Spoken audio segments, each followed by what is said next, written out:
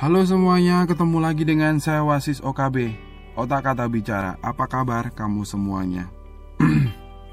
Semoga saja kamu dalam keadaan kondisi yang semakin baik, semakin bijaksana, semakin kaya raya, semakin sukses dunia dan akhirat. Ya. Suara ini saya rekam di minggu ke-4 bulan Oktober tahun 2020. Semoga saja di bulan Oktober kemarin kita punya sesuatu cerita yang bisa kita banggakan. Kalau toh masih ada sesuatu yang kurang baik, ya oke, gak ada masalah. Kita masih ada waktu bulan depan ya.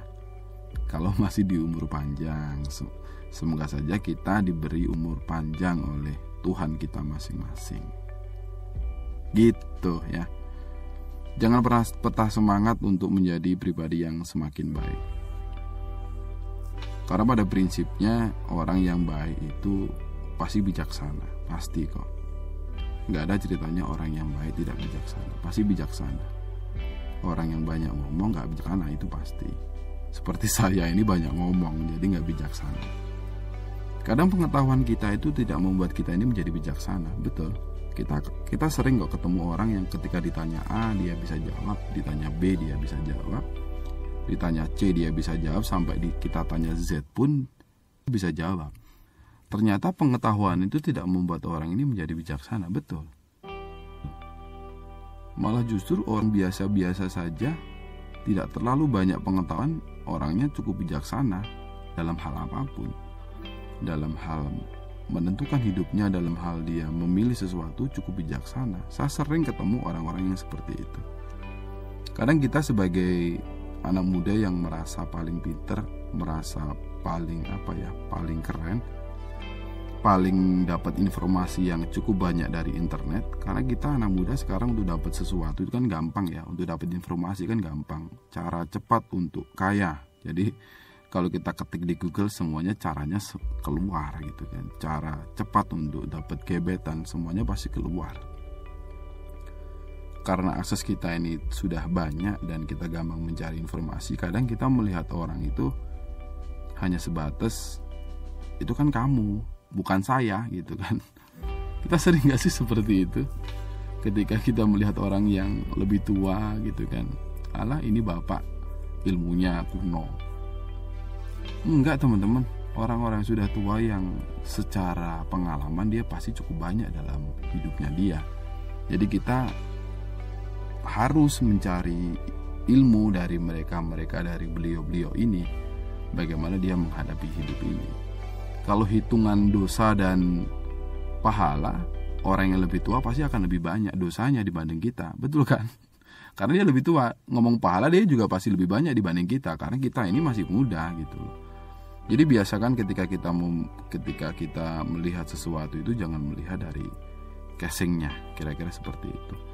Karena ini pernah kejadian di saya sendiri ketika saya pagi-pagi. Karena saya kebiasaan kalau setiap hari itu kalau pagi saya ke pasar gitu ya, untuk belanja sesuatu kebutuhan.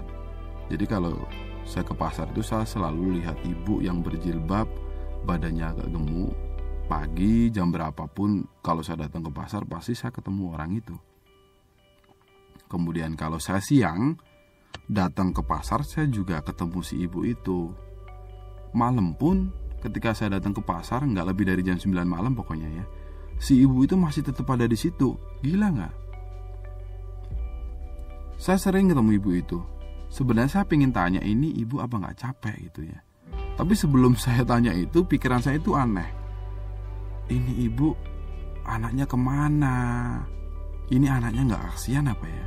Ibunya cari uang sendiri seperti ini, boyo ditemenin gitu loh.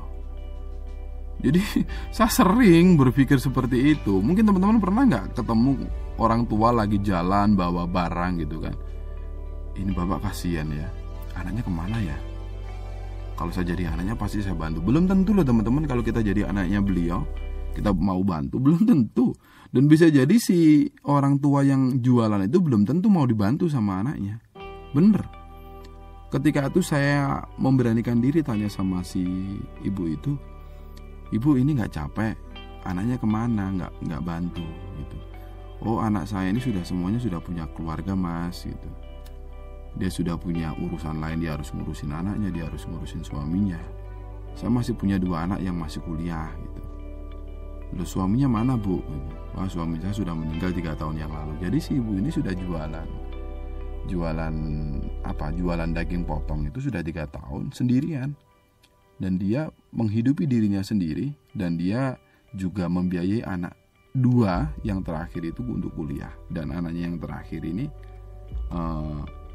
mau selesai 1, dan anaknya yang nomor 4 ini dia dapat beasiswa untuk S2.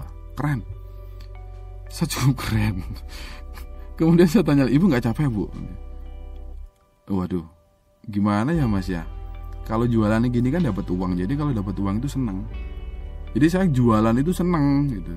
Kalau senang kenapa saya harus capek? Jadi capek saya itu terobati ketika saya dapat uang.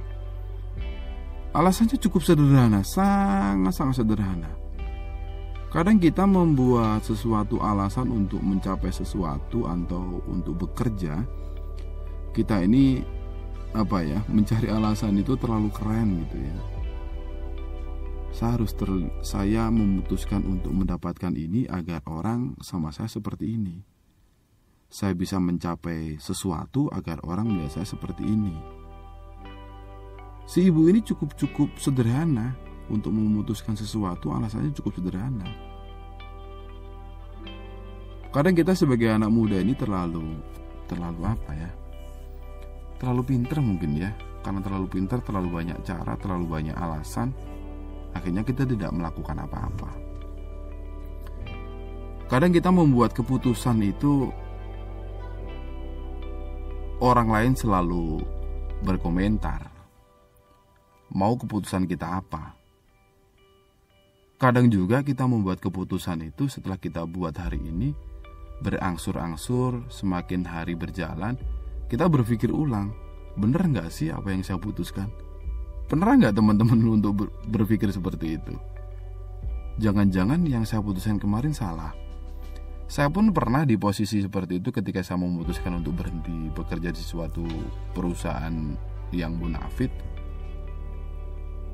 Kira-kira ketika saya memutuskan untuk tidak bekerja di situ, kira-kira hampir 1 bulan saya berpikir, bener gak sih yang saya putuskan ini? Jangan-jangan nanti salah gitu. Gila kadang kita itu. Sudah kita putusin gitu kan, masih aja gak percaya. Kalau kita sudah gak percaya sama keputusan kita, bisa jadi kita sudah gak percaya sama diri kita sendiri. Betul gak? Kita sering seperti itu. Seharusnya apa yang kita putuskan itu ya kita harus yakini 1000%. Nggak 100% lagi, 1000%, bahkan 1.000.000% kita harus yakinin gitu. Apapun itu keputusannya, jangan pernah kita ragu terhadap apa yang kita putuskan. Apalagi yang sudah kita putuskan itu kita pasti tahu namanya konsekuensinya. Contoh, kalau saya sudah memutuskan untuk berhenti bekerja di satu tempat, ya konsekuensinya saya nggak akan dapat uang dari pekerjaan itu. Betul nggak? Dan saya pasti kehilangan teman-teman circle saya di pekerjaan itu. Saya harus mendapatkan teman baru, pekerjaan baru, dunia baru. Dan saya nggak mungkin membawa dunia pekerjaan saya di pekerjaan saya sekarang, nggak mungkin gitu loh. Jadi ketika kita memutuskan, kita nggak perlu takut itu salah atau itu benar. Yang paling penting adalah kita tahu konsekuensinya seperti apa. Kalau kita tahu konsekuensinya, saya yakin kok kita akan menjadi pribadi ini yang selalu berani untuk mengambil keputusan. Entah keputusan itu benar, entah keputusan itu salah. Seperti teman saya waktu itu, dia memutuskan untuk berpisah dengan pasangannya. Keluarganya semuanya menentang, keluarga istrinya juga menentang, menghina teman-teman saya, menghina teman saya itu. Ketika saya tanya sama dia, ketika kamu dihina, kamu responnya apa? Ya saya diem. Loh kenapa kamu diem? Kamu gak bela? Ya memang saya salah. Loh kenapa kamu salah? Ya saya nyerahin istri saya, pasti kan orang tuanya pasti marah sama saya. Oh gitu ya. Terus apa yang kamu lakukan? Diem. Terus ya minta maaf. Terus masalah selesai? Enggak. Kamu tahu itu konsekuensinya seperti itu, pasti tahu. Terus sekarang apa yang kamu harus lakukan? Diem. Kadang kita terlalu mengendalikan sesuatu yang ada di luar kita. Kadang seperti itu. Apa yang ada di diri kita inilah yang sebenarnya kita harus kendalikan. Kalau waktunya diem ya kita harus diem, kalau waktunya ngomong ya kita harus ngomong. Kadang kita ini sering sesuatu ngomong yang penting atau penting ngomong gitu loh. Bahkan keputusan kita berbuat itu orang lain ikut kepo gitu. Si wasis itu bikin keputusan ini apa nggak salah, nggak eman, apa dia nggak rugi gitu kan? Kan seharusnya dia seperti ini, kan seharusnya dia seperti itu. Kan dia bisa seperti ini, dia bisa seperti itu kalau dia tetap di pekerjaan ini. Bullshit lah menurut saya. Orang-orang yang menilai seperti itu menurut saya kurang kerjaan gitu kan. Dia kan punya urusan lain dirinya sendiri. Bisa jadi orang yang menilai itu pasti masih banyak urusan yang harus dia selesaikan gitu loh. Ngapain kamu ngurusin orang lain? Urusin aja dirimu sendiri, karena belum tentu dirimu itu baik gitu. Kadang kita juga seperti itu sebagai penilai. Ketika teman kita mau memutuskan sesuatu, kita sering menilai sesuatu yang gak bener gitu. Kenapa kita gak tanya langsung aja, kenapa kamu mutusin ini gitu kan. Ketika saya memutuskan untuk berhenti suatu pekerjaan itu, banyak sih teman-teman yang telepon, kenapa kamu mutusin ini? Ya pengen mutusin ini aja. Saya pengen